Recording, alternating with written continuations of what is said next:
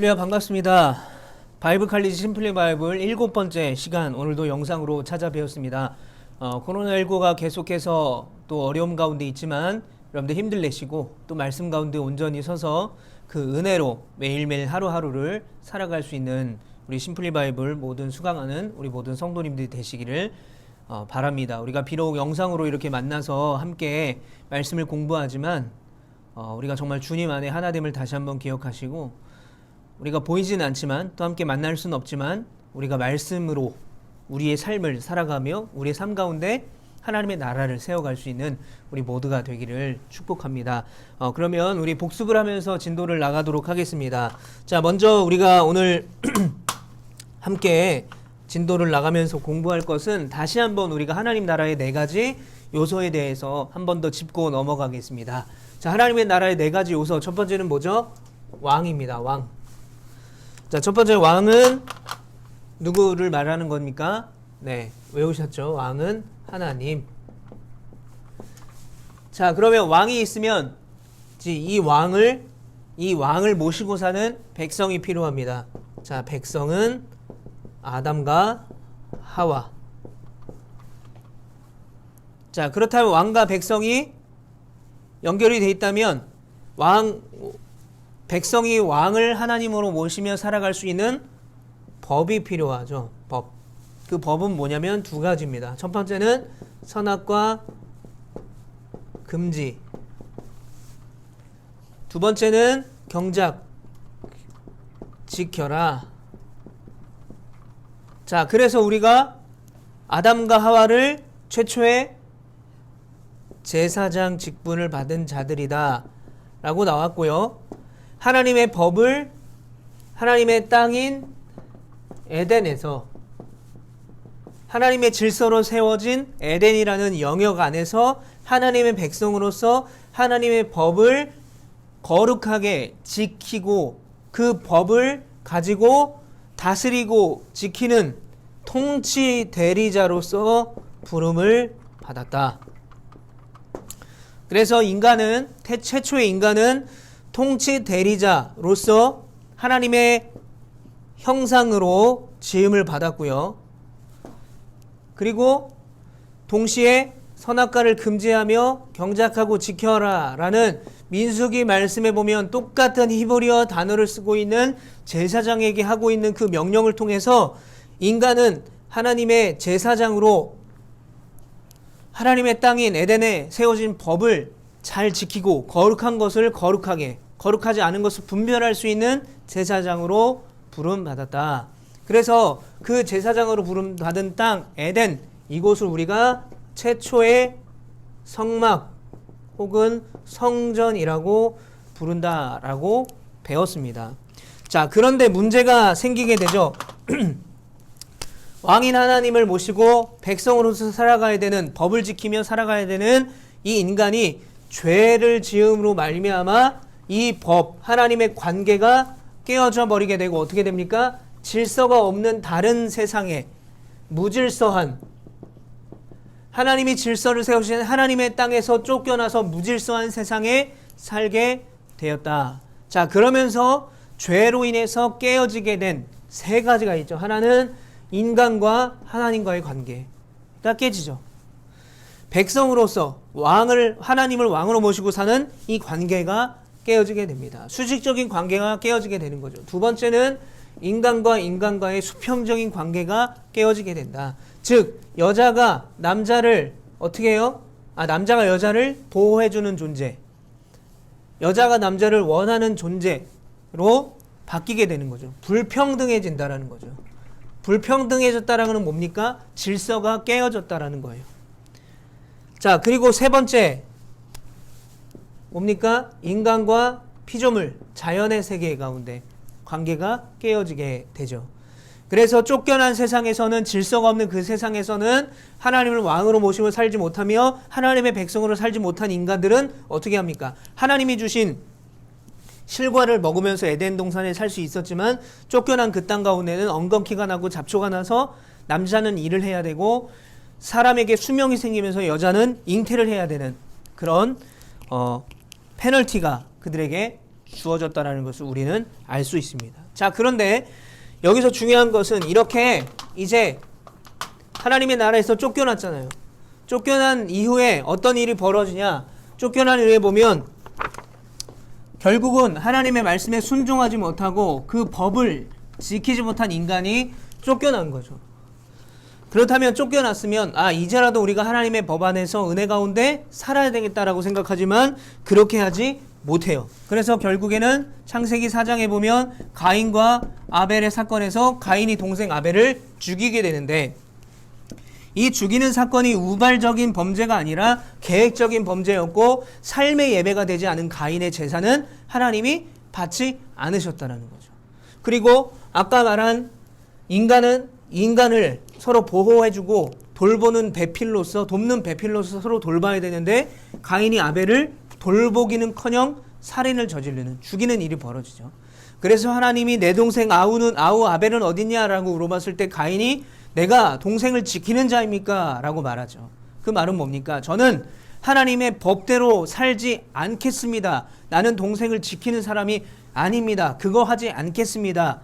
즉 가인이 평소에 얼마나 삶으로 예배가 되지 않았는지를 단편적으로 보여주는 예죠. 그리고 우발적인 살이 아니고 계획적인 살인이다라는 것을 어떻게 알 수 있어서요? 들로 나가자 아벨을 데리고 들로 나갔다는 것입니다. 아무도 보지 않는 곳에서 살인을 저지르죠. 그리고 나서 어떻게 보면 에덴 동산에서 쫓겨난 인간들의 죄는요, 점점 더 커지고 있다는 것을 우리는 알 수 있어요. 4장에서 최초의 살인을 하잖아요. 저 때는 살인하지 않았어요. 법을 어겼을 뿐입니다. 그러나 점점 더 시간이 흐를수록 인간의 죄는 더 커지고 있다는 것을 우리는 알 수 있어요. 그래서 6장에 하나님이 어떻게 하시냐, 이 노아를 통해서 방주를 만드시고 세상에 비를 내려서 죄를 다 쓸어버리죠. 자, 이 6장에 어떤 일이 벌어집니까? 하나님의 아들들과 사람의 딸들이 결혼하기 시작하죠. 즉 하나님을 경외하고 하나님과 동행하는 이 셋의 후손들과 반대로 세상의 기준을 삼아서 살인을 저지르고 하나님의 말씀대로 살지 않았던 누구의 후예? 가인의 후예들. 이 가인과 셋의 후손의 어떤 하나님의 뜻대로 사는 삶, 뜻대로 살지 않은 삶에 사람들이 서로 결혼하기 시작했다는 거죠. 그 말은 뭐냐면 하나님을 의지하고 동행하는, 하나님을 바라보는 하나님의 법을 지키는 사람들의 경계가 무너졌다라는 것입니다. 그래서 그게 완전히 무너져서 온 땅에 죄가 가득하기 전에 하나님은 하나님과 동행하는 노아라는 사람을 사용해서 노아의 가족들을 방주에 넣고 보호하심으로 말미암아 죄가 없는 하나님과 동행하는 이 노아라는 사람을 통해서 이 땅에 죄를 없애게 되면, 죄를 없애주면 하나님의 나라가 이제 회복되기 시작하지 않을까라고 기대를 하시지만 결국 어떻게 됩니까? 11장에 가면 이 노아의 후손들, 노아가 결국 이제 비가 다 그치고 나서 포도 농사를 짓다가 포도주를 먹고 술 취해서 잠드는, 분별력을 잃어버리는 죄인이 돼버리는 거죠. 그리고 그 노아의 후손들을 통해서 인간의 죄의 최정점인 바벨탑을 만들게 되더라. 그래서 하나님은 인간에게 죄 없는 세상, 죄 없는 환경을 만들어주면 하나님의 나라가 회복되는 것이 아니라 이때부터는 환경이 아니라 사람을 변화시키면서 하나님이 하나님의 나라를 회복하게 되는데, 그 사람이 누구냐? 바로 아브라함이다. 그래서 이 아브라함이라는 사람을 사람 되게 만드는 과정을 통해서, 그 과정이 결국 뭡니까? 아들 이삭을 하나님께 바치는 창세기 22장의 그 결론을 통해서 하나님은 아브라함을 하나님의 사람으로 만드는 과정을 통해서 하나님의 나라를 회복하신다라는 거죠. 그래서 아브라함에게 하나님이 무슨 약속을 하십니까? 내가 너의 백성을 축복하겠다, 너의 민족을 축복하겠다라는 거죠. 뭡니까? 백성 회복하겠다라는 겁니다. 백성 회복하겠다. 내가 너에게 복을 주겠다. 통치 대리자로서, 제사장으로서 살아갈 수 있는 민족 만들어주겠다 라는 축복을 하십니다. 그랬더니 그 축복이 어떻게 돼요? 아브라함에게 있던 축복이 누구에게? 이삭에게. 그리고 이삭에게 갔던 축복이 야곱에게. 그리고 야곱의 12아들들과 요셉이 애굽의 노예로 팔려가면서 애굽에만 식량이 있어서 기근이 닥쳤을 때 그 기근의 위기에서 하나님의 약속이 끊어질 수 있는 그 약속이 끊어질 수 있는 상황에서 신실하신 하나님이 요셉을 미리 애굽에 보내서 이 이스라엘 백성들을 지키시고 이렇게 약속을 계속해서 이어나가는 거죠. 그리고 결국 야곱의 자식들이 애굽의 고센 땅이란 곳에 살게 되면서 야곱이 죽을 때 야곱의 12아들들에게 축복을 하면서 그 12아들을 통해서 12지파가 생기게 되는 거죠. 그리고 결국에는 출애굽기에 보면 19장과 24장에 보면 하나님께서는 이제 백성과 뭘 맺으시냐? 언약, 계약을 맺으십니다. 그걸 통해서 나는 너의 하나님이고 너는 나의 백성이다라는 것을 확실하게 언약을 하시는 거죠. 즉 출애굽기 19장과 24장에서는 왕 그리고 백성이 완전히 회복이 되는 이야기가 등장한다. 바로 하나님은 이스라엘 백성들이 하나님이고 왕이시고 그리고 이스라엘 백성들은 하나님의 백성이라는 계약을 맺게 되는 거죠. 시내산에서. 자, 그러면서 이제 이스라엘 백성들이 출애굽에서 가나안으로 나올 때 광야에 나왔을 때의 인구가 몇 명? 인구가 엄청나게 늘어나는 거죠. 결국 뭐예요? 하나님이 아브라함에게 한 그 축복을 하나님은 계속해서 이어가고 있다. 신실하신 하나님이다라는 것을 우리가 알 수 있다는 것입니다. 그리고 출애굽기 20장에는 하나님이 이제 10계명을 주세요. 출애굽기 19장에는 구두 계약을 합의를 합니다. 그리고 24장에는 언약의 피, 반은 제단에, 반은 이스라엘 백성들에게 모세가 그 피를 뿌림으로 피의 계약이 완전하게 맺어지는 거죠. 도장이 찍는 겁니다. 근데 그 사이에 뭘 하냐? 구두 계약을 맺은 다음에 그 다음 장에 하나님은 그들에게 법을 주세요. 그 말은 뭐냐면 하나님의 백성으로서 언약을 맺은 그 백성답게 살아갈 수 있는 법, 매뉴얼을 주시는 겁니다. 그게 뭐예요? 10계명. 땅은 아직 회복이 되지 않아요. 땅은 어디서 회복되느냐? 여호수아에서 이스라엘 백성들이 가나안에 들어가면서 땅이 회복이 되는 거죠. 자, 그렇다면 창세기부터 출애굽기, 레위기, 민수기, 신명기, 여호수아까지 보게 되면 아직 우리가 여호수아는 배우지 않았지만 여호수아서까지 보게 되면 여러분들이 우리가 알 수 있는 것은 하나님이 여호수아서까지 회복을 시키는데 어떻게 회복시키냐? 왕은 하나님으로 회복을 시키시고 백성은 원래 아담과 하와였지만 에덴 동산에서는 뭘로 회복시켜요? 이스라엘 백성들로 회복시키고. 자, 법은 원래 선악과를 금지하고 경작하고 지키라는 법이었는데 10계명, 율법을 통해서 좀 더 다양한 법을 통해서 하나님의 백성답게 살아갈 수 있는 매뉴얼을 주십니다. 땅은 뭐예요? 에덴 동산에서 아브라함에게 약속하신 가나안으로 바뀌게 되는 것입니다. 자, 하나님은 이렇게 아브라함을 통해서 하신 약속을 통해서 창세기, 출애굽기, 레위기, 민수기, 신명기, 여호수아서 이 구약의 이 시간의 흐름에 따라서 하나님의 나라의 네 가지 요소를 회복하고 계신다라고 우리가 배웠습니다. 자, 그런데 이제 왕 회복됐죠. 법 회복됐죠. 백성 회복됐죠. 그러면 이제 땅이 회복될 차례입니다.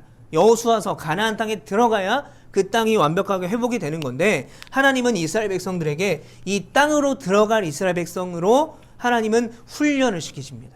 그러니까 가나안에 들어가서 하나님의 나라의 법으로 살 수 있도록 훈련을 시켜주시는 거예요. 미리.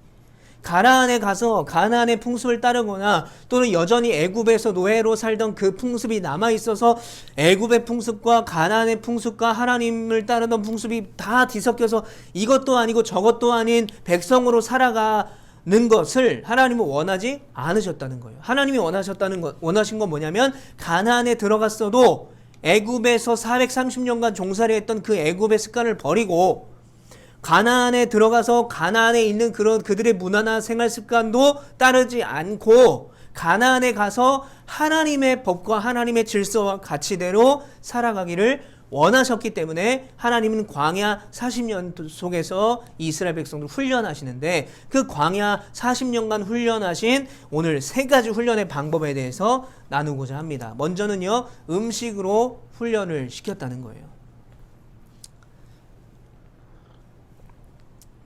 자, 생각해보면요, 사람에게 있어서 절제할 수 없는 유혹.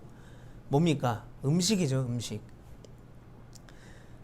이제 아내와 다투는 가장 종종 다투는 이유가 뭐냐면 이제 가끔 이제 야식으로 라면을 끓이잖아요. 이렇게 맛있게 라면을 끓이면 물어봅니다. 이거는 뭐 아내와 남편 사이, 형제와 형제 사이 또는 남동생과 누나의 사이에서도 빈번하게 뭐 자매 사이도 빈번하게 일어나는 이야기지만 뭐죠?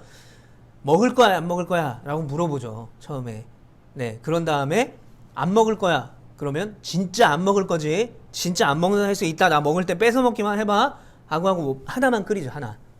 왜? 혼자 먹을 거니까. 근데 꼭 그렇게 안 먹었겠다 하고 와서 뭐라고 말해요? 한 젓가락만 먹을게. 그리고 한 젓가락 먹다가 싸우게 되죠. 아니 안 먹는다며. 야, 한 젓가락 먹는 게 죄냐? 딱 그거 자기가 먹을 만큼 끓였는데. 음식 갖고 사실은 굉장히 쉽게 마음이 상하기도 하고 다투기도 합니다.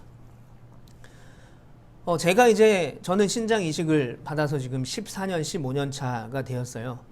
물론 이제 이게 남의 신장이기 때문에 제가 계속해서 이 신장을 쓸 수 있는 것은 아니고 시간이 흐를수록 제 면역 체계가 제가 이식받은 신장을 공격하기 때문에 또 여러 가지 합병증과 여러 가지 이제 뭐 요소들이 있기 때문에 이제 신장의 기능들이 이제 점점 안 좋아지게 되죠. 그러면 제가 해야 되는 일은 뭐냐면 음식을 조절하는 거예요. 왜냐면 이제 건강한 신장은 모든 음식을 먹으면 좋은 거는 다 영양분으로 보내고 나쁜 것은 소변이나 또는 다른 이제 대변으로 이렇게 보내주는 역할을 하게 되는데 청소를 해주는 거죠, 몸을. 근데 이제 신장의 기능이 떨어지게 되면 그 청소 능력이 떨어지는 겁니다. 그래서 음식을 먹으면 거기에 있는 음식에 있는 나쁜 성분들이 이제 몸에 축적이 되는 거죠. 그래서 혈관을 통해서 몸에 돌게 되는 겁니다. 그게 이제 건강하지 않은 신장은 그런 일을 하게 되는 것이고 또 이제 신장이 망가지게 되면서 혈압이 올라가게 되고 뭐 자연스럽게 혈압 때문에 혈압이 올라가게 되면서 오는 질병들이 생기게 되는 거죠. 뭐 저도 이제 그런 위험성이 굉장히 많은 사람이기 때문에 사실은 음식 조절하는 거가 꼭 필요한 사람이에요. 근데 사실은 정말 어려운 게 뭐냐면 음식 조절인 것 같아요. 내가 먹고 싶은 거 먹지 못하는 거. 내가 먹을 수 있는데 예를 들어서 이제 안 먹어야 된다라고 하는 거죠. 그런 상황들을 참 우리는 견디기가 어려워하는 것 같습니다. 근데 하나님께서는요, 땅으로 가는, 이제 땅의 회복으로 가는 이 이스라엘 백성들에게 첫 번째로 훈련을 시키시는 것이 바로 음식으로 훈련을 시키십니다. 어떻게 보면 이들에게 있어서 굉장히 원초적이고 또 기초적인 본능, 그것을 하나님은 훈련을 통해서 그들이 하나님의 가치와 하나님의 법대로 살기를 원하십니다. 자, 프린트물을 보시면요, 레위기 18장 1절부터 5절 말씀을 보게 되면 이런 말씀이 나옵니다. 규례와 법도를 지켜라 라는 거예요. 하나님이 세우신 규례, 법도, 이것을 지켜라 라는 것입니다. 근데 왜 지켜야 돼요? 출애굽기에 이미 하나님과 하나님을 왕으로 모시고 하나님의 백성으로 살기를 뭐 했어요? 언약, 계약했잖아요. 그것도 피의 계약을 했잖아요. 그러면 당연히 하나님의 법, 규례와 법대로 살아가야 되는 거죠. 그런데 이런 말씀이 있습니다. 너희는 너희가 거주하던 애굽의 풍속을 따르지 말고.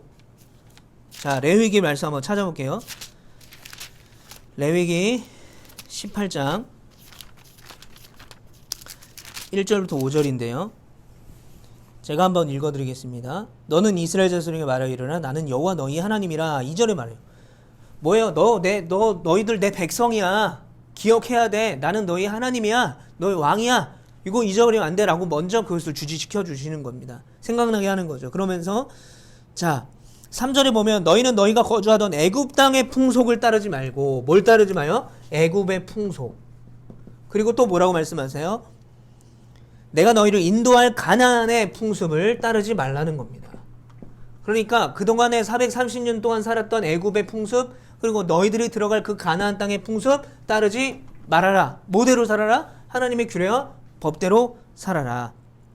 자, 그러면서 4절에 너희는 내 법도를 따르며 내 규례를 지켜 그대로 행하라. 자, 여기서 이 법도는 뭐냐면요, 어디서 법도를 배우냐 이스라엘 백성들이? 바로 광야 40년 동안 배운 거예요.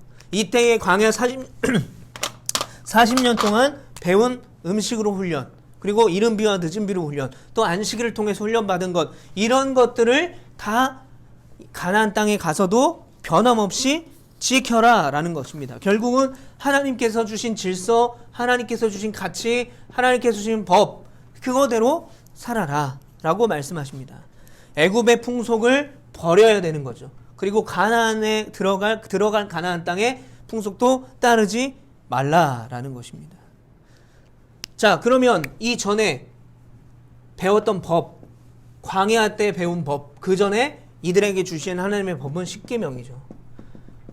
그러니까 이 십계명이라는 법을 근간으로 하나님은 광야에서 하나님의 백성답게 살 수 있는 여러 가지 훈련을 시키시는데, 그 훈련이 이제 이후에 나오는 이야기입니다. 자, 그러면 그렇다면 이제 우리가 레위기 말씀을 지금 배우고 있지만, 레위기와 민수기와 신명기, 여호수아서는 이제 땅에 들어가는 내용이니까, 레위기, 민수기, 신명기는 건 무슨 이야기냐? 바로 광야에서 애굽의 가치를 버리는 그 과정의 이야기를 말하는 거예요.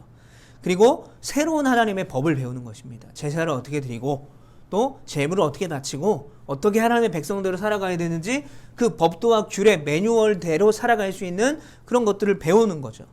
그러면 마지막, 이게 왜 배우는 겁니까? 광야에서 애굽의 가치, 그동안에 430년 동안 배웠던 애굽의 가치를 버리고 새로운 하나님의 법을 배워서 뭐 하자는 거예요? 가나안에 들어가서 그 법대로 살아봐라 라는 것입니다. 이게 훈련의 이유입니다. 자, 훈련의 이유가 신명기 8장 1절부터 3절에 나오는데요. 신명기 8장 1절부터 3절 말씀을 한번 살펴보겠습니다. 신명기 8장 1절부터 3절.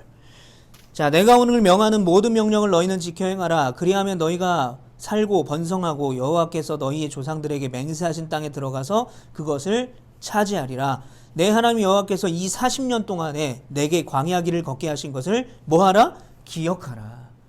40년 동안 광야에서 배웠던 하나님의 법, 하나님의 가치, 하나님이 하신 말씀, 그것을 기억해 보라는 것입니다. 왜 이런 말씀을 하신 겁니까? 이는 너를 낮추시고 너를 시험하고 내 마음이 어떠한지, 또 그 명령을 지키는지 안 지키는지, 즉 하나님의 백성으로 살아가고 있는지 살아가지 못하는지를 하나님이 시험하여 보신다는 거예요.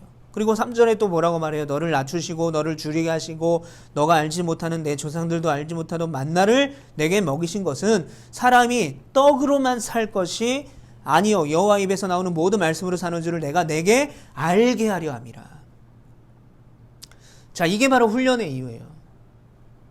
이 음식으로 하는 훈련의 이유를 말하고 있는데, 첫 번째는 뭐냐면 40년의 광야 생활을 기억하라는 거예요. 자꾸 훈련시키는 것은 광야 생활 가운데 보호하고 인도하시는, 동행하시는 그 하나님을 기억하라는 것입니다. 그리고 두 번째로는 너를 낮추고 시험해서 지키는지, 하나님의 법대로 사는지를 알기 위해서, 하나님의 백성으로 제대로 살고 있는지를 하나님이 보시기 위해서 훈련시키는 거다. 이 말은 뭐예요? 그렇게 살 수 있도록 만들기 위해서 하나님은 훈련을 시킨다는 거죠. 이 만나의 훈련의 가장 중요한 이유가 바로 세 번째 이유인데, 3절에 보면 사람이 떡으로만 사는 것이 아니다라는 것을 알게 하기 위함이다. 사람은 떡으로만 사는 존재가 아니라 하나님의 말씀으로 살아가는 존재라는 것을 가르쳐 주기 위해서 하나님은 음식으로 훈련을 하신다는 거예요. 자, 출애굽기 16장에 보면요, 만나와 메추라기 훈련이 바로 이 음식의 훈련입니다. 만나와 메추라기. 자, 출애굽기 16장에 보면 그 만나와 메추라기가 나오게 됐는데, 자, 여기에 보면 규칙이 있습니다. 룰이 있어요. 훈련이니까 거기에 맞는 규칙이 있겠죠. 첫 번째 규칙은 뭐냐면 16장 16절에 보면 여호와께서 이같이 명령하시기를 너희 각 사람은 먹을 만큼만 이것을 거둘지니. 자, 첫 번째 룰이 뭡니까? 먹을 만큼만. 자, 먹을 만큼만 거두어라는 거예요. 먹을 만큼만. 그런데 그 먹을 만큼의 양이 뭐냐면 곧 너희 사람 수요대로 한 사람의 한 오멜씩 거두되. 자, 한 오멜. 자, 1오멜이죠. 1오멜, 한 오멜이니까. 자, 이 오멜은요, 2.2리터를 말합니다. 2.2리터 혹은 2.2kg. 뭐 우리가 요즘에 이제 2리터짜리 생수병이 있듯이 이제 그 정도를 먹을 만큼만, 이게 뭐냐면 이게 맥시멈이라는 거예요. 최대 한 오멜만큼. 그 한 오멜 최대의 그 안에서는 얼마든지 너희가 먹을 만큼 만나를 먹을 수 있다는 겁니다. 자, 그런데 18절에 보니까 뭐라고 말하냐면 오멜로 되어 본즉 많이 거둔 자도 남음이 없고 적게 거둔 자도 부족함이 없었다. 자, 이 말은 뭐냐면 모든 이스라엘 백성들이 이 만나를 먹으면서 만족함을 얻었다라는 거예요. 부족함이 없었다라는 겁니다. 모든 사람이 평등하게 만족했다. 다 만족할 수 있었다. 어떤 사람은 좀 부족하고 또 어떤 사람은 막 많아서 남고 이런 게 아니라 너무나 정확하게 딱 맞았다는 거예요. 왜요? 맥시멈이 한 오멜이기 때문에. 한 오멜을 넘어가면 하나님이 보시기에 한 오멜을 넘어가면 이스라엘 백성들의 가족이 아무리 많아도 그 가족 구성원이 아무리 많아도 남는다라고 하나님은 미리 계산하셨기 때문에 한 오멜 안에서 맥시멈 한 오멜 안에서 먹을 만큼만 거두면 모든 사람이 평등하게 먹을 수 있다라고 하나님은 미리 계산하셨기 때문에 그렇습니다. 자, 이게 만나와 매출하기의 룰이에요. 첫 번째 룰. 자, 두 번째 룰은 뭐냐면 두 번째는 바로 뭐예요? 남기지 말아라. 남기지 말라라는 건 무슨 뜻이냐면 먹을 만큼 거두지 않고 욕심을 부려가지고 많이 걷어가지고 저장하지 말아라 라는 거예요. 저장하지 말아라. 여러분, 이렇게 만나와 매출하게 하나님이 주시면서 하나님은 통 크게 이스라엘 백성들에게 야, 먹을 만큼 먹어. 너희 먹고 싶은 만큼 먹어. 가져가서 먹어. 집에 쌓아놓고 먹어. 이렇게 하지 않으셨다는 거예요. 먹을 만큼만, 그 하루에 먹을 만큼, 일용할 만큼만 먹어라. 거두어 가라. 그래도 모든 가족이, 모든 이스라엘 백성들이 충분히 먹을 만큼 충분한 양이다 라는 거예요. 두 번째로는 니네들이 그렇게 먹을 만큼 아니라 더 많이 가져가서 남겨두지 말라. 그날 거두어서 남겨둔 다음에 이거 남겨두고 내일 먹어야지 하지 말고 내일 또 새벽에 나와서 만나를 거두어 가라는 거예요. 자, 이 규칙에는 의미가 있습니다. 자, 이스라엘 백성들은 440년간 어디에 살았습니까? 애굽에 살았죠. 430년이에요, 여러분. 43년도 아니고 43주도 아니고 430년을 애굽에서 살았습니다. 그러면 인간이 예를 들어서 뭐 90살까지 산다 그러면 430년은 9545. 예를 들어서 한 4에서 5대까지 애굽에 살았다는 거예요. 이스라엘 백성들이. 여러분, 4에서 5대면은 굉장히 긴 시간입니다. 430년. 자, 그렇다면 그렇게 봤을 때 이 이스라엘 백성들은 애굽에서 굉장히 오랜 시간 애굽에 뭘로 살았어요? 노예로 살았어요. 노예. 그러니까 노예는 이 피라미드 구조상 어디예요? 최하 계층의 사람으로 430년을 살았던 거죠. 그러니까 이들에게 뭐가 있었어요? 이들이 애굽에서 나왔잖아요. 광야를 살잖아요. 광야를 걷고 있잖아요. 그러나 여전히 이 이스라엘 백성들에게는요, 430년 동안 그 아버지에게, 그 아버지의 아버지에게, 또 그 아버지의 아버지의 아버지에게 물려받았던, 버릴 수 없었던 노예 근성이 이스라엘 백성들에게 있었다라는 거예요. 최하의 계층입니다. 얼마나 눈치 보며 살았겠어요. 그리고 얼마나 이 사람들은 주인의 눈에 들려고 애를 쓰며 살았겠어요. 주인이 죽이면 노예는 죽어야 돼요. 노예는 어떤 권리나 또는 노예가 가질 수 있는 어떤 누릴 수 있는 것이 아무것도 없죠. 열심히 일하고 열심히 노동을 하고 열심히 주인 눈에 들어야지 살 수 있었다라는 것입니다. 그렇기 때문에 이 노예로 430년을 살았던 이스라엘 백성들에게 어떤 습성이 있냐면 먹을 거에 집착하는 습성이 있었다는 거예요. 왜요? 최하의 계층의 노예로 살면서 얼마나 눈치 보면서 먹었겠어요. 주인상에서 떨어지는 고기 불평하잖아요. 야, 우리를 죽일 데가 없어서, 매장할 데가 없어서 이 애굽 이 광야에 우리를 데리고 와서 우리를 죽이겠느냐 모세를 원망하잖아요. 왜요? 예전에 애굽에 있을 때는 지네들이 그래도 노동하고 힘들게 살았고 인권도 없었고 또 사람다운 취급도 못 받으며 살았지만 주인상에 남긴 음식 먹고 주인상에서 떨어지는 고기 먹고 그렇게 그냥 나름 풍족하게 살았는데 여기 광야에 나오니까 먹을 것도 없고 춥고 또 낮에는 덥고 걸어가야 되고 힘들다라는 거예요. 얼마나 이 이스라엘 백성들이 노예 근성으로 살았냐면 하나님이 약속하신 약속의 땅으로 가는 그 과정의 길도 불평하고 원망할 만큼 애굽의 어떤 노예로의 삶이 그들의 삶 전체에 녹아들어 있었다는 거죠. 자, 그래서 하나님은요, 이 이스라엘 백성들을 원래는 이제 아말렉 족속이 지키던 그 땅으로 가게 되면 이렇게 위로 쭉 가게 되면 광야를 광야에서 얼마 동안 안 있다가 뭐 일주일도 안 돼서 가나안 땅으로 들어갈 수 있는 루트가 있어요. 그런데 하나님 왜 글로 보내지 않으셨냐? 첫 번째로는 아말렉 족속의 땅이었기 때문에 그들과 전쟁을 해야 됩니다.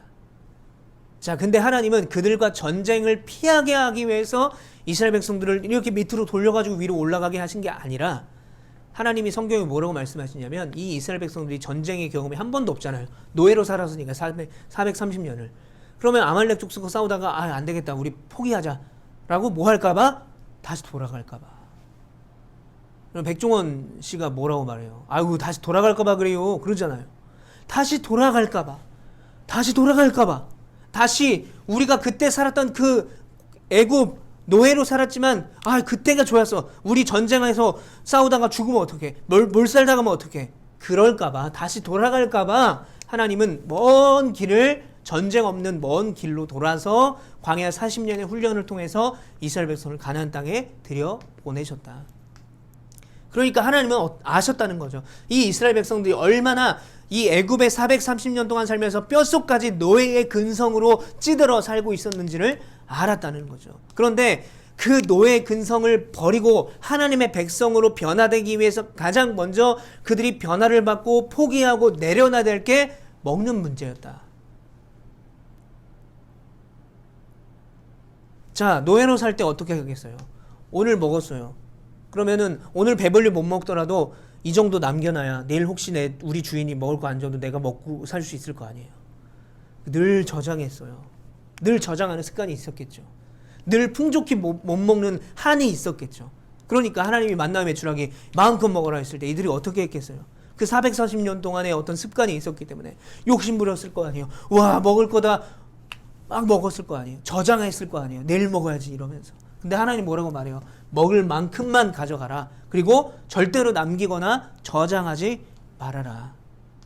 너희들은 이제 애굽의 법이 아니라, 너희들이 노예로 살았던 애굽의 습성이 아니라 이제 새로운 하나님의 말씀, 하나님이 주시는 은혜, 그것으로 살 것을 말씀하시는 거죠. 즉 이스라엘 백성들이 가지고 있던 애굽에서의 습관과 가치를 내어놓는 훈련이 바로 이 만나와 메추라기 음식의 훈련이었습니다. 번외로 좀 더 이야기를 드리면, 저희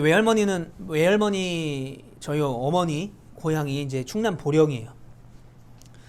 이제 어렸을 때 초등학교 때 외할머니 댁에 놀러 가게 되면 기억이 아직도 나는데, 밥을요, 진짜 초등학생이었는데 중학교 때까지도 이제 외할머니 댁에 갔었는데 진짜 많이 주세요.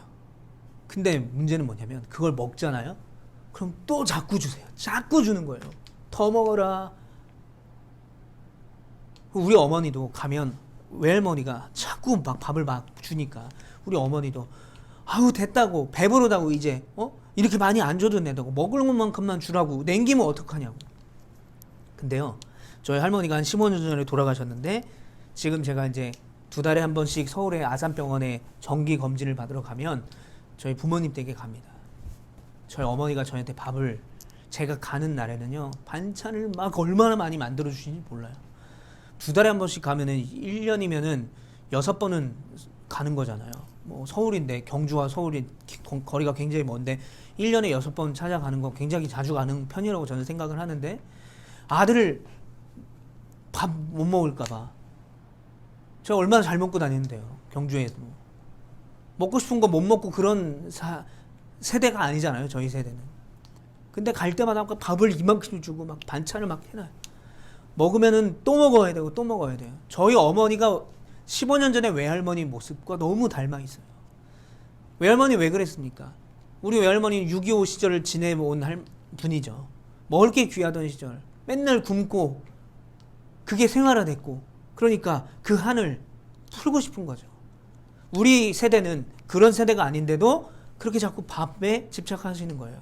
그런데 우리 어머니도, 외할머니가 그럴 때마다 좀 제발 그러지 말라고 했던 우리 어머니도 지금 저에게 그렇게 한다는 거예요. 자, 이스라엘 백성들이 가장 첫 번째로 내려놔야 될 애굽의 가치를 내려놓고 하나님의 법대로 살아가야 되는 것은 바로 음식으로 훈련받는 것입니다. 자, 출애굽기 16장 4절에 보면 그때 여호와께서 모세에게 이르시되 보라 내가 너희를 위하여 하늘에서 양식을 비같이 내리니 백성이 나가서 일용할 것을 날마다 거둘 것이라.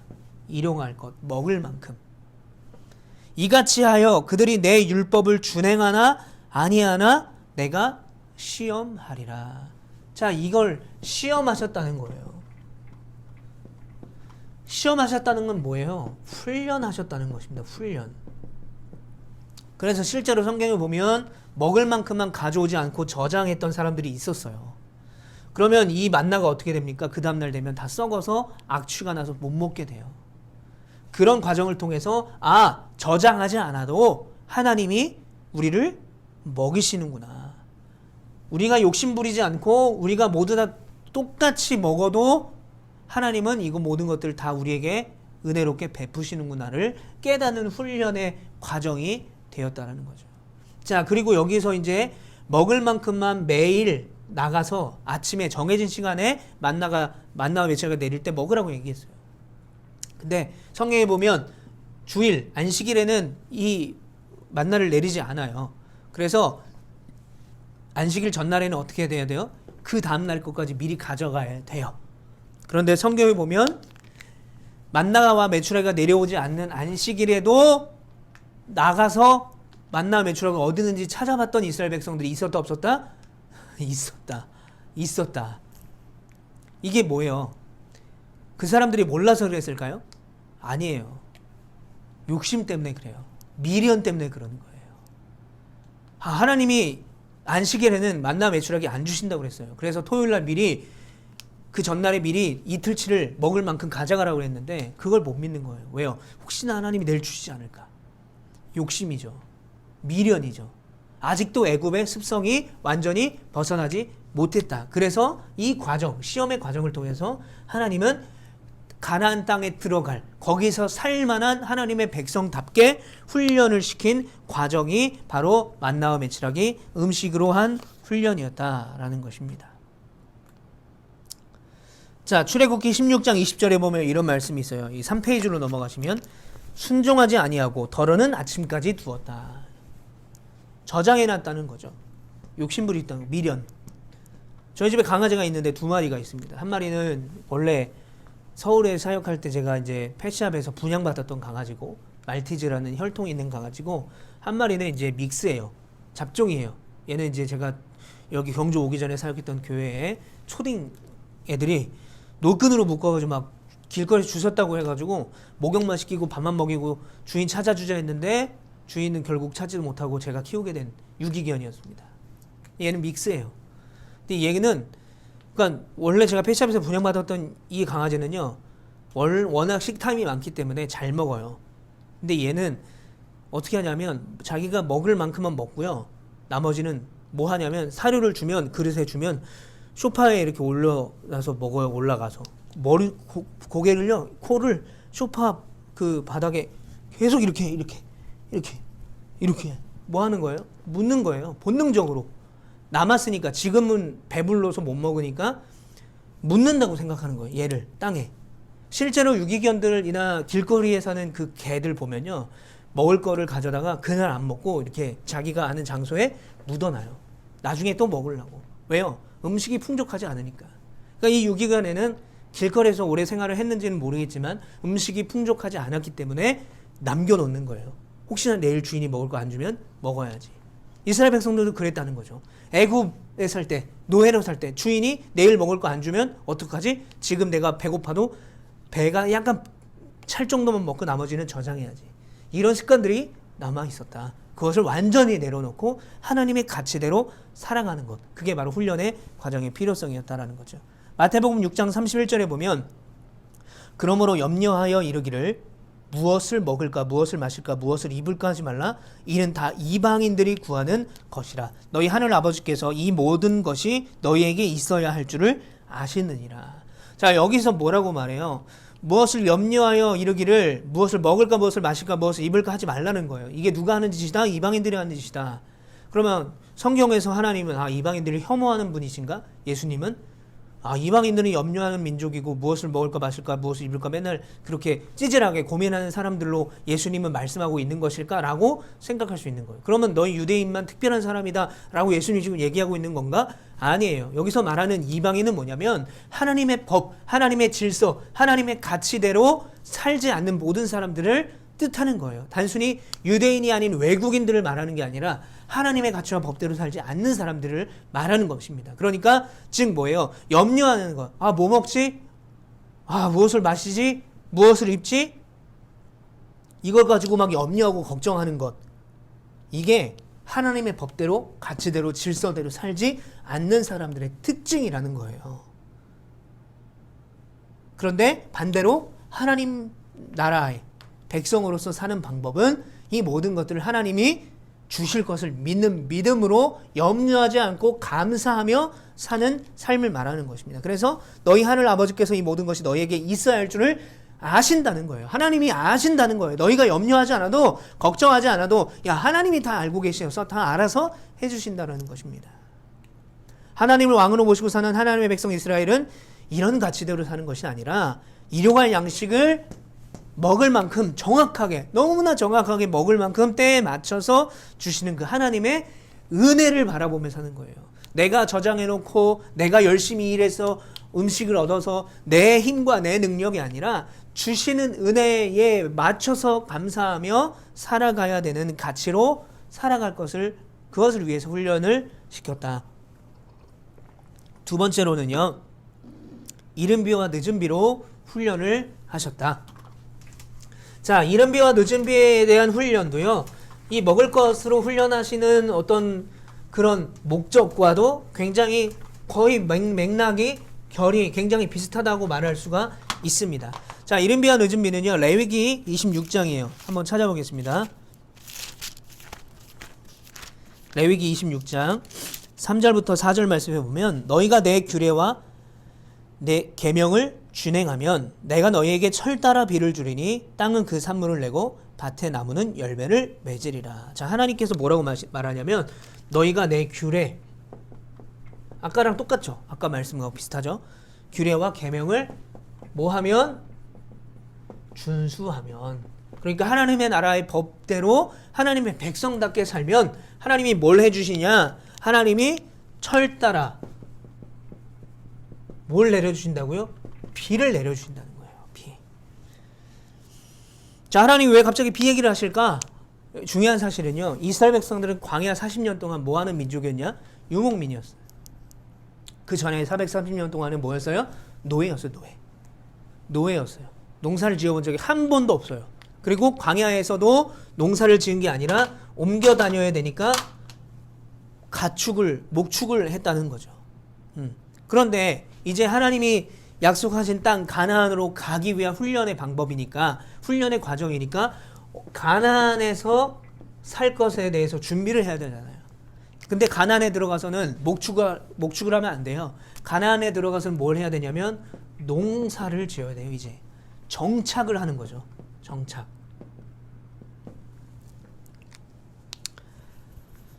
그런데 농사에 대한 지식도 없고 경험도 없습니다.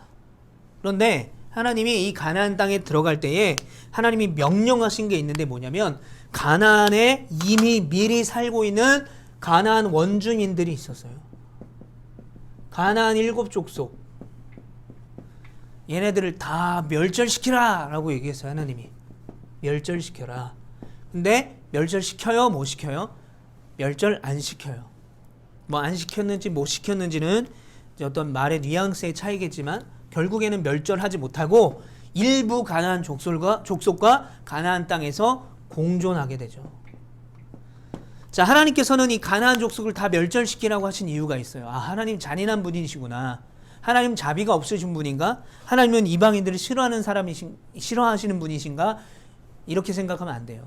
여기서 가나안의 모든 거민들, 뭐 어린아이고 여자고 할 것 없이 다 멸절시키라고 하신 이유는 그 가나안이 우상을 숭배하고 있었기 때문에 그래요. 하나님의 법, 하나님의 질서대로 가치대로 살지 않는 민족이었기 때문에 애굽에 430년 동안 있던 습성을 광야 40년의 시간 속에서 간신히 버렸고 이제 가나안 땅에 들어갔는데 얘네들이 남아 있어서 이들의 문화나 어떤 이들의 우상 숭배하는 것들을 이 가나안 이스라엘 민족에게 영향을 끼친다면 하나님의 법대로 가치대로 이스라엘 백성도 살지 못할 것을 하나님 뻔히 알고 계셨기 때문에 가나안 족속을 잔인하지만 다 멸절시키라고 했어요. 그러나 멸절시키지 못하고 공존하게 되죠. 자, 그래서 이제 이스라엘 백성들이 이제 가나안 땅에 들어가게 됐는데 거기서 이제 이 가나안 족속들이 하는 농경 사회의 두 가지 룰을 법칙을 보게 돼요. 그게 뭐냐면 하나는 저수지이고 하나는 우상 숭배입니다. 이 가나안 족속이 농사를 짓는데 너무 잘 져요. 그런데 노하우가 있는데 그게 뭐냐? 하나는 저수지를 만들어서 농사를 짓는 거예요. 하나는 아스타로트나 바알이나 아세라 같은 그런 우상을 숭배하는 것입니다. 자, 저수지는 뭐예요? 물을 가둬놓는 거죠. 물을 가둬놓고 필요할 때 그 물을 쓰는 거예요. 그러니까 농사가 잘 되죠. 근데 이스라엘 백성들은 어떤 민족이에요? 하나님이 이른 비와 늦은 비, 하나님이 적절할 때 하나님이 필요하시다고 하는 순간에 그 시기에 철따라 비를 내려 주셔서 그 비를 가지고 농사를 짓기를 원하셨다는 거죠.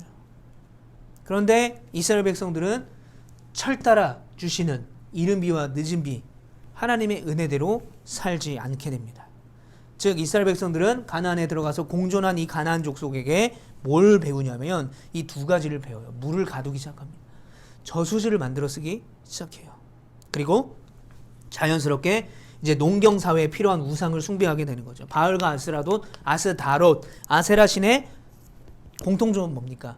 농경 사회에 필요한 다산, 자식이 많아야 일꾼이 많죠. 다산, 그리고 풍요의 신, 농사가 풍요롭게 잘 되는 이런 우상들을 섬기기 시작하는 거예요. 그런데 이 우상 숭배가 왜 나쁘냐면 이스라엘 백성들은요, 하나님 그리고 이 우상을 동시에 섬겼어요. 말 그대로 양다리를 걸쳤다는 거예요. 이스라엘 백성들은 뭐라고 생각했냐면 하나님은 전쟁의 하나님, 전쟁의 신이기 때문에 우리를 이 가나안 족속들을 이기게 하시고 가나안에 정착시키게 하셨어. 하나님은 애굽에 바로도 이기게 하시고 무찌르게 하시고 우리를 거기서 나오게 하셨어. 하나님은 전쟁의 신이야 라고 하나님은 전쟁의 신으로 모시고 바알과 아스타롯과 아세라는 농경의 신으로 모시면서 동시에 신을 섬기기 시작했다라는 거죠. 결국은 우상 숭배와 하나님이 말한 이른 비와 늦은 비, 하나님의 은혜대로 살아가야 되는 하나님의 가치대로 살지 못하고 하나님을 버리고, 버린 건 아니지만 하나님과 우상을 숭배하고 하나님의 가치대로 살지 않았다라는 것입니다. 자, 그래서 결국 어떻게 돼요? 이 두 가지를 배우기 시작하니까 영적으로 무너지기 시작하고요. 광야 40년의 그 훈련의 과정들을 잊게 되는 거죠. 이스라엘 백성들은 하나님의 은혜에 따라 하나님의 베푸심에 만족하며 하나님께서 철에 따라 주시는 비에 맞춰서 살아야 됐는데 그렇게 하지 않았다. 즉 하나님께서 세우신 법과 질서를 따라서 살아야 되는데 그렇게 살지 못하죠. 그래서 예레미야 선지자가 예레미야서 2장 13절에 이렇게 말해요. 너희들이 두 가지 악을 행했어. 아주 결정적이고 아주 추악한 두 가지 악을 행했는데 그게 뭐냐? 첫 번째는 생수의 근원인 하나님을 버린 거야. 왜요? 하나님은 이른 비와 늦은 비, 그들에게 생수를 허락하시는 하나님이에요. 그런데 그 하나님을 버리고 뭐해요? 웅덩이를 팠죠. 저수지를 만들었죠. 그리고 우상을 숭배했잖아요. 그러니까 에레미야 선지자가 뭐라고 말해요? 두 가지 니들이 악을 행했는데 생수의 근원이 하나님을 버린 것이고 우상 숭배한 것이고 하나는 웅덩이 저수지 만든 거야. 하나님이 주신 은혜에 따라서 그 은혜의 가치와 은혜의 질서에 따라 살아야 되는데 너희는 너희들의 힘으로 너희들이 노력해서 살려고 했어. 그게 바로 죄야 라고 예레미야 선지자를 통해서 지적하셨죠. 그렇다면 왜 이 저수지를 만든 게 죄냐? 여러분, 저수지와 이른비와 늦은비의 차이점이 있습니다.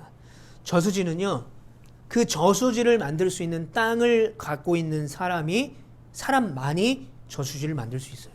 그리고 그 땅이 있더라도 그 저수지를 땅을 파고 물을 가둬놓을 수 있는 어떤 재력, 돈이 있는 사람만이 저수지를 확보할 수 있어요. 그러면 어떻게 됩니까? 돈이 많고 땅이 많은 사람만 저수지를 만들 수 있는 것이고, 그 저수지를 만든 사람이 어떻게 해요? 그냥 자연적으로 내리는 비만 기다리는 사람보다 더 농사를 잘 짓겠죠.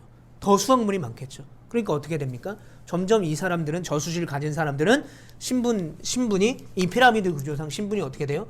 상위 계층으로 가게 된다는 거예요. 저수지를 통해서 계층이 나눠지게 되는 거예요. 돈이 많은 사람, 농사를 잘 지어서 거기에 많은 부를 얻는 사람, 그리고 그렇지 못한 사람, 평등이 깨지는 거죠. 근데 여러분, 비의 특징은 뭡니까? 하나님이 주시는 이른 비와 늦은 비의 특징은 모든 땅에 동시에 비가 내리는 거예요.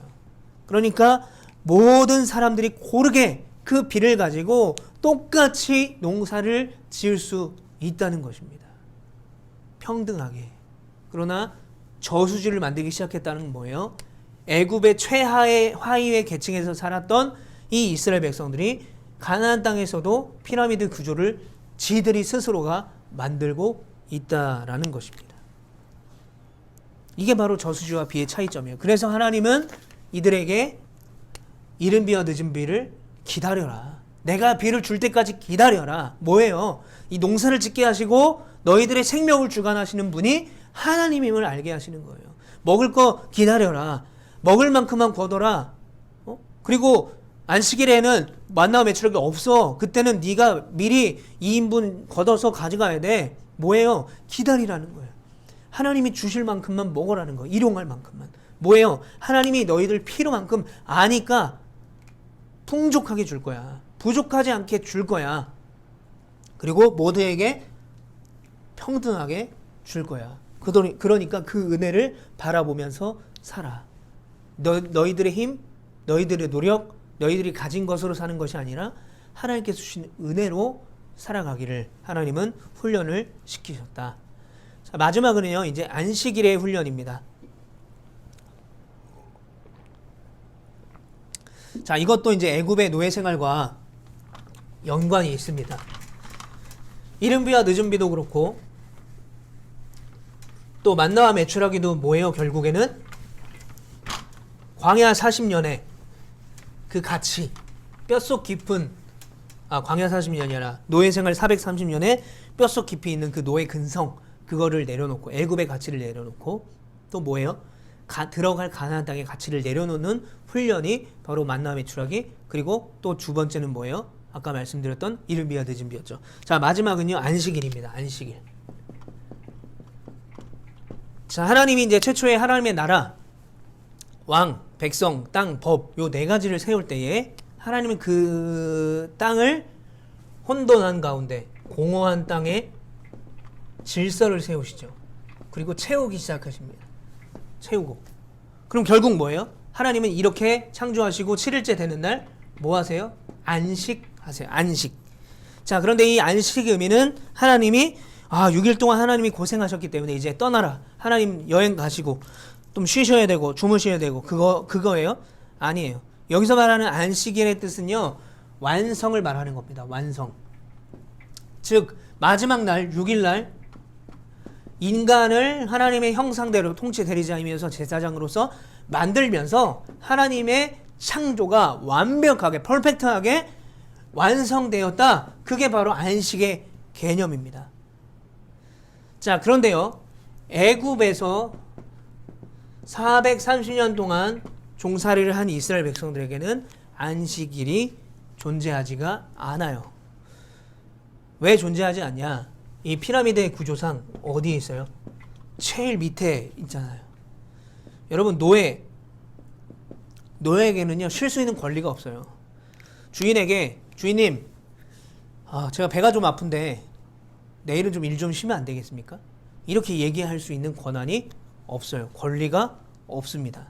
자, 그리고 이 애굽에서의 이 피라미드 구조에는 어떤 원리가 작용하냐면 이 밑에 있는 사람들이 열심히 일을 해야 그 위에 계층에 있는 사람들이 쉴 수 있었어요. 또 여기 있는 사람이 열심히 일을 해야 여기 있는 사람이 쉬는 거죠. 결국에는 맨 꼭대기 최상위 계층에 있는 사람이 여유를 부리고 쉼을 누릴 수 있는 방법은 뭐예요? 이 밑에 사람들이 죽어라고 일을 해야 되는 거죠. 그러니까 결국 이 애굽의 경제적인 구조, 이 피라미드 구조상에서 최하위 계층의 노예로 살았던 이스라엘 백성들에게 쉼은 없었다. 쉼은 선택의 문제가 아니었다. 쉼은 사치였다라는 거예요. 그런데 이 안식일은 뭐예요? 하나님이 드디어 이 이스라엘 백성들 430년 동안 쉼 없이 노예로 최하의 계층으로 그렇게 살았던 이스라엘 백성들에게 참된 쉼, 참된 평안을 주시는 것이 안식일입니다. 자, 그런데 이 이스라엘 백성들에게 참된 쉼은 뭡니까? 과거에 430년간 노예 생활에서 주인이 혹시나 먹을 거를 주지 않을까 쉬지 않고 일을 하는 거죠. 내가 오늘 열심히 일했어요. 그래서 주인이 칭찬해줬고 또 주인이 음식도 많이 줬어요. 그렇다고 내가 오늘 열심히 일했으니까 내일은 좀 놀면서 내일은 아예 좀 쉬어야 되겠다. 이런 생각을 못했어요. 왜냐하면 오늘도 열심히 일하고 내일도 열심히 일해야 오늘 먹을 거 내일 먹을 거를 그때 맞춰서 주인을 통해서 받을 수 있었기 때문에 그래요. 그런데 하나님은요 안식일에 뭐라고 말하냐면 이스라엘 백성들에게 아무것도 하지 않아라 라는 거예요. 여태까지 430년 동안 아무것도 안 해본 적이 없는 이스라엘 백성들이에요. 왜냐하면 열심히 일해야 이 일한 만큼 벌어먹고 살 수 있었고 일한 만큼 얻어먹고 살 수 있었고 일한 만큼 주인에게 인정받을 수 있었기 때문에 그래요. 그런 삶을 430년을 살았던 거예요. 그런데 하나님이 뭐라고 해요? 일주일 동안 하루는 이 안식일에는 아무것도 하지 말아봐라. 그럼 뭐예요? 아무것도 하지 않았을 때 내가 너희를 먹이겠다는 거예요.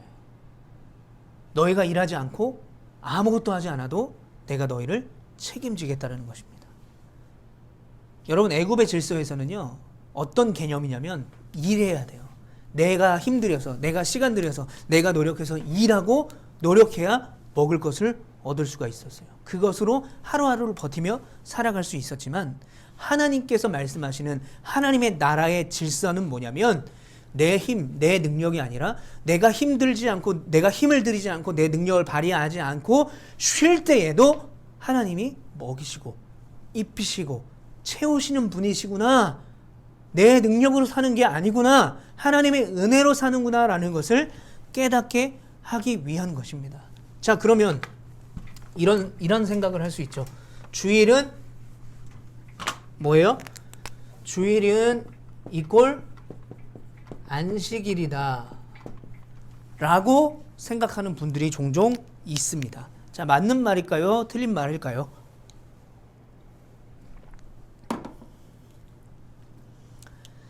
자, 맞기도 하고요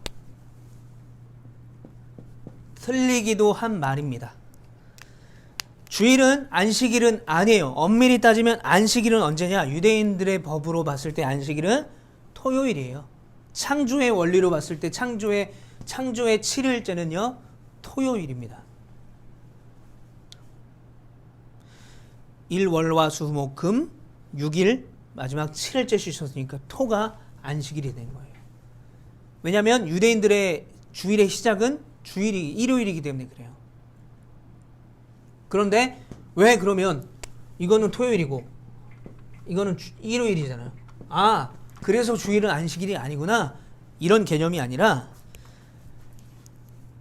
주일은요 예수 그리스도가 십자가에 달려 3일 만에 부활하신 그 부활을 기념하는 날이 일요일이기 때문에 일요일을 주일로 지키는 것이고 안식일은 토요일이에요. 그래서 주일과 안식일은 다르다라고 말할 수 있지만 우리가 주일을 보낼 때에 반드시 기억해야 될 것은 안식일의 정신은 지키고 기억해야 돼요.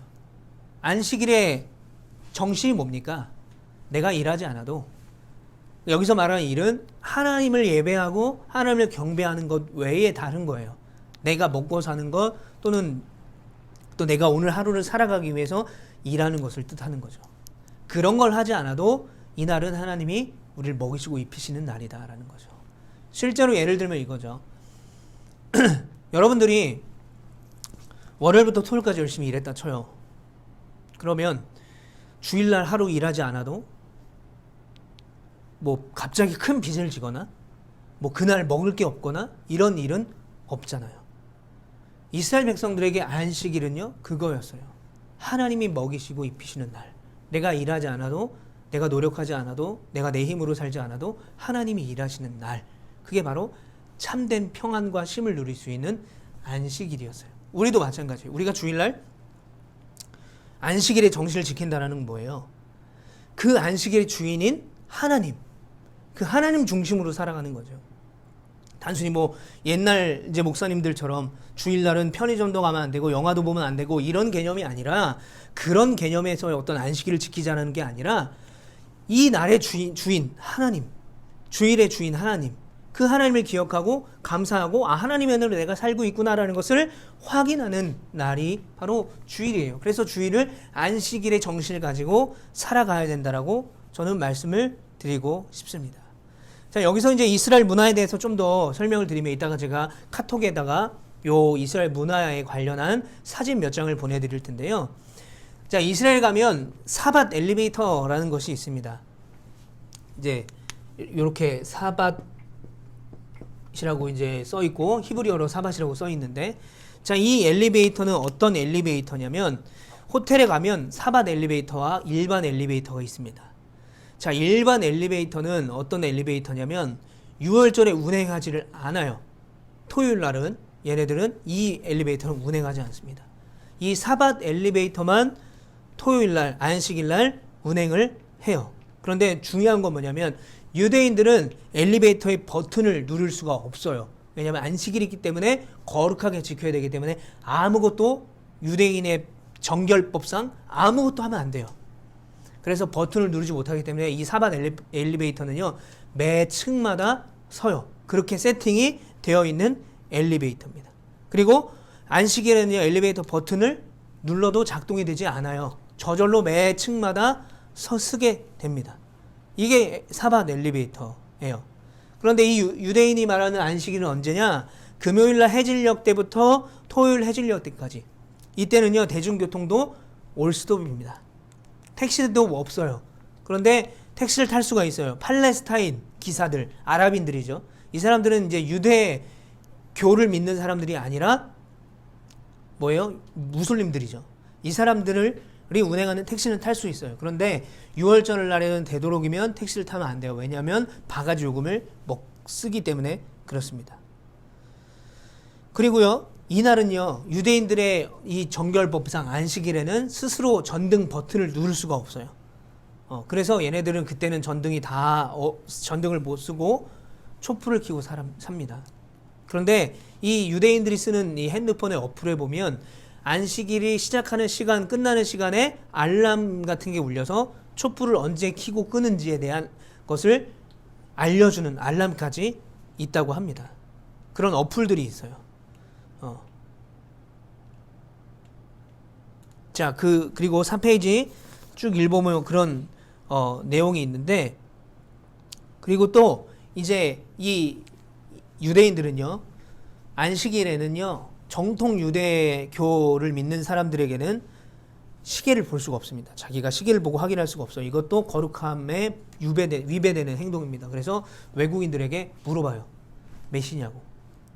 그리고 예를 들어서 이제 여름이나 뭐 추울 때, 더울 때 얘네들은 어떻게 하냐면 안식일에는 버튼을 못 누르잖아요. 그러니까 에어컨이나 히터 이런 것들을 시간을 지정해 놓고 안식일에는 버튼을 누르지 않아도 저절로 켜지고 저절로 꺼지게 맞춰놔요. 그런데 어느 날 깜빡하고 그걸 못했다. 그러면은 엄청 더운데 에어컨을 못 틀잖아요. 엄청 추운데 히터를 못 틀잖아요. 그럼 얘네들이 뭘 하냐? 그 아파트나 자기가 사는 동네에 외국인이 살면 그 외국인에게 부탁해요. 우리 집에 와가지고 에어컨 버튼 좀 눌러달라. 우리 집에 와서 이 히터 좀 켜달라. 우리 집에 와서 이 에어컨 좀 꺼달라. 이 히터 좀 꺼달라. 라고 그렇게 부탁한다는 거죠. 이게 바로 유대인들이 지키는 안식일의 문화예요.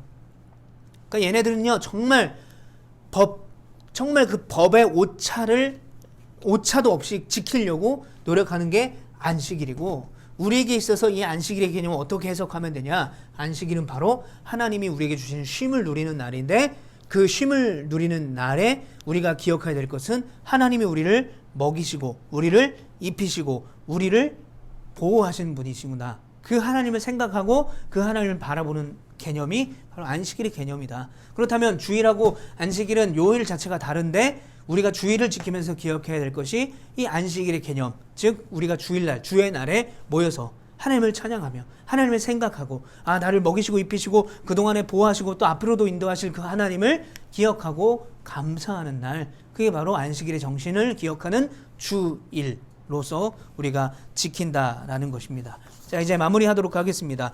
이스라엘 백성들은요, 이제 백성이 회복이 됐죠. 언약을 맺었죠. 피의 언약을 맺었죠. 그리고 법은 십계명을 통해서 회복이 됐습니다. 이제 뭐만 회복되면 돼요? 땅만 회복되면 돼요. 땅은 가나안이죠. 이 가나안은 여호수아서에서 회복이 돼요. 그러니까 출애굽기에서 법하고 이제 백성과 왕이 회복되면, 이제 출애굽, 레위기, 민수기, 신명기, 여호수아에서 땅이 회복되니까 그 사이에 모든 창세기, 그러니까 출애굽기 이후에 레위기, 민수기, 신명기는 뭐다? 하나님의 백성으로 살아갈 수 있는 법을 배우고, 어떻게 하나님을 제사하고 또 어떻게 성막을 짓고 하는 그런 모든 세세한 법들을 배우고, 또 가나안으로 가서 가나안 땅에 살면서 애굽의 습성을 버리고 가나안 땅의 어떤 문화도 본받지 않고 하나님의 법대로 살기 위한 하나님의 백성으로 만들어지는 과정이 뭐다? 출애굽기, 레위기, 민수기, 신명기다.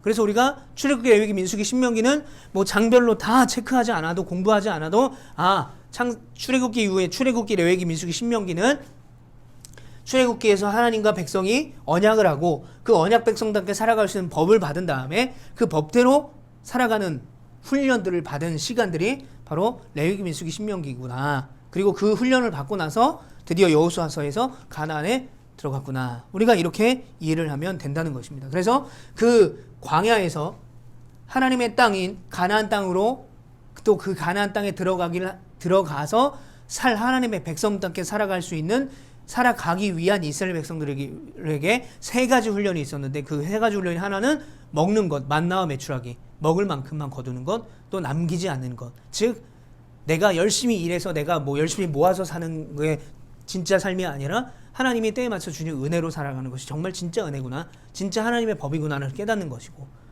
노예 생활에 익숙해져 있던 이스라엘 백성들에게 두 번째는 뭐였어요? 무슨 법이었어요? 이른 비와 늦은 비. 저수지를 만들지 않고 하나님이 주시는 은혜의 비를 모두가 평등하게 누리면서 농사짓고 사는 것. 그러나 그걸 하지 못하죠. 하나님을 버리고 우상을 숭배하고 저수지를 만들어 살지만 결국에 예레미야 선지자는 뭐라고 말해요? 그 웅덩이는 터진 웅덩이다. 물을 모아도 살 수가 없다. 왜? 그들에게 있어서 생수의 근원은 하나님이시기 때문에. 마지막으로 세 번째는 유월절 훈련이다.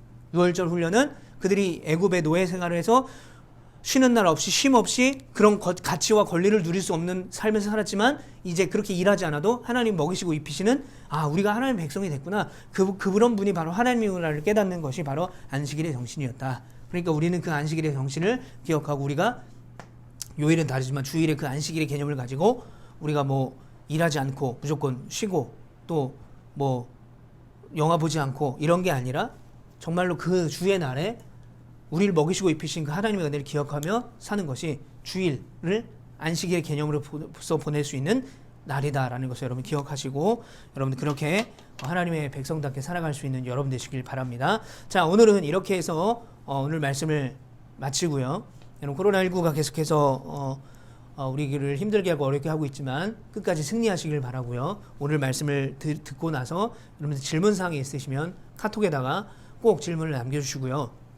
또 제가 이제 유튜브 링크를 통해서 여러분들이 영상을 보게 되는데 유튜브 구독해 주시고요. 또 좋아요도 눌러주시면 너무나 감사하겠습니다. 기도하고 마치겠습니다.